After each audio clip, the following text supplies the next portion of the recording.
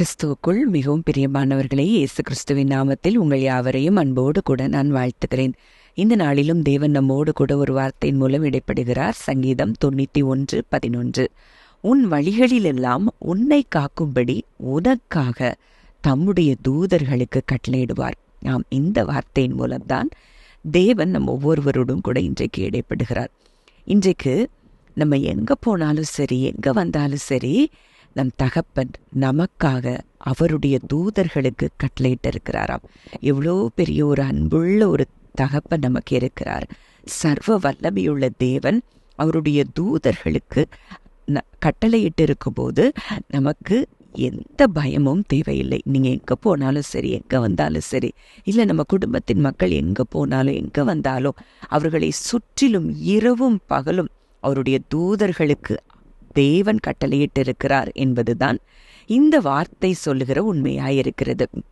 மேலும் சங்கீதம் 34:7 பார்க்கிறோம், கர்த்தருடைய தூதன் அவருக்கு பயந்தவர்களை சூழ பாளையம் இறங்கி அவர்களை விடுவிக்கிறார். ஆமா, இன்றைக்கு ஒருவேளை உங்களை சுற்றிலும் ஏதோ ஒரு யுத்தம் நடக்கிறதை போல இருந்தா கூட, இன்றைக்கு நீங்க அவருக்கு பயப்படுகிற பிள்ளைகளா இருக்கிறதுனால, அவரை நம்புகிற, அவரை விசுவாசிக்கிற பிள்ளைகளா இருக்கிறபடியினால, இந்த நாளில அவர் தன்னுடைய தூதனை உங்களுக்காக அனுப்பி உங்களை விடுவிக்கிறார் என்பதுதான் நிஜம்.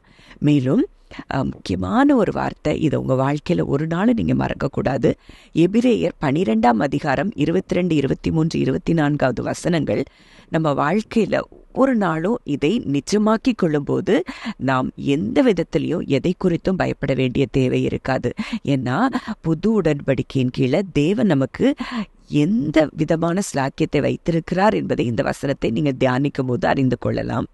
நீங்களோ சீயோன் மலையினிடத்திற்கும் ஜீவனுள்ள தேவனுடைய நகரமாகிய பரம எருசலேமின் இடத்திற்கும் 1000-10,000 தேவதூதர்களிடத்திற்கும் பரலோகத்தில் பேரெழுதியிருக்கிற முதற் பேரானவர்களின் யாவருக்கும் நீதிமானாகிய தேவனிடத்திற்கும் பூரணராக்கப்பட்ட நீதிமான்களுடைய ஆவிகளிடத்திற்கும் புது உடன்படிக்கையின் மத்தியஸ்தராகிய இயேசுவின் இடத்திற்கும் ஆபேலினுடைய இரத்தம் பேசினதை பார்க்கிலும் நன்மையானவைகளை பேசுகிற இரத்தமாகிய தெளிக்கப்படும் இரத்தத்தின் இடத்திற்கும் வந்து சேர்ந்தீர்கள். ஆம், நம்ம இருக்கிற இடமே எங்கங்கிறத இந்த 3 வசனங்கள் தெளிவாய் உணர்த்துகிறது.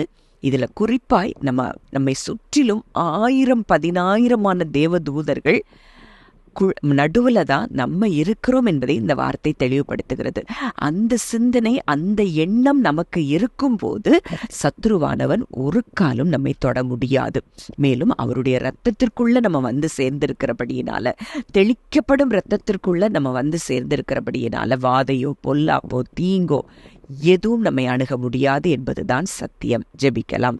அன்பின் பரலோக தகப்பனே, நன்றியோடு உம்மை துதிக்கிறோம், ஸ்தோத்தரிக்கிறோம். அப்பா, இந்த நாளிலும் நீர் எங்களோடு இடைப்பட்ட உம்முடைய வாக்குத்தத்தத்தின்படி எங்கள் வழிகளிலெல்லாம் எங்களை காக்கும்படி நீர் எங்களுக்காக உம்முடைய தூதர்களுக்கு கட்டளையிட்டு இருக்கிறபடியினால் ஒரு தீங்கும் எங்களையோ எங்கள் குடும்பங்களையோ அணுக முடியாது, சேதப்படுத்த முடியாது என்பதை நினைத்து நாங்கள் உமக்கு நன்றி செலுத்துகிறோம் தகப்பனே.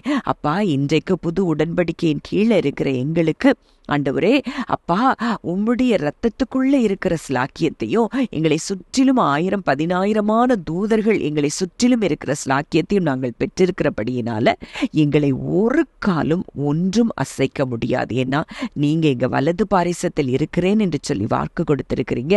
கர்த்தர் எங்கள் வலது பாரிசத்தில் இருக்கிறபடியால் நாங்கள் அசைக்கப்படுவதில்லை. நாங்கள் உமக்கு பயப்படுகிற பிள்ளைகளாய் இருக்கிறபடியினால ஆண்டவரே, எங்களை சூழ ஆண்டவரே தூதர்கள் பாளையம் இறங்கி எங்களை விடுவிக்கிறதற்காக நன்றி செலுத்துகிறோம். உடைய கரத்துல இந்த வார்த்தையை கேட்கிற ஒவ்வொருவரையும் ஒப்புக் கொடுக்கிறோம். இந்த வார்த்தையின்படியே அவர்களுக்கு நடப்பதாக என்று சொல்லி மனதார நான் ஆசீர்வதித்து ஜெபிக்கிறேன். இயேசுவின் மூலம் கேட்கிறோம் ஜீவனுள்ள நல்ல பிதாவே, ஆமேன்.